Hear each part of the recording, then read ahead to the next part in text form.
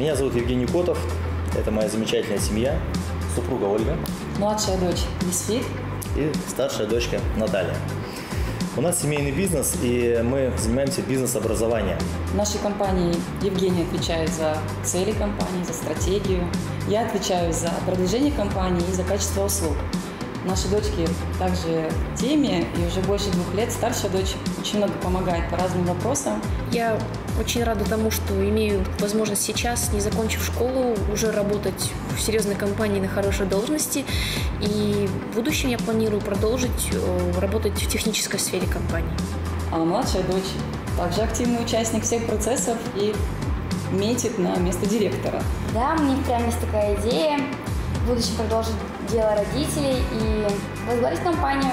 Мы слышали о инициативе создания государственного фонда поддержки семейного предпринимательства.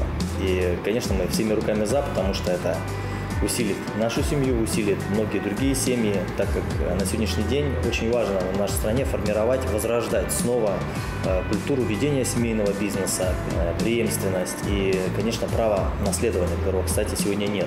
Поэтому мы все это поддерживаем и всячески будем способствовать тому, чтобы это было.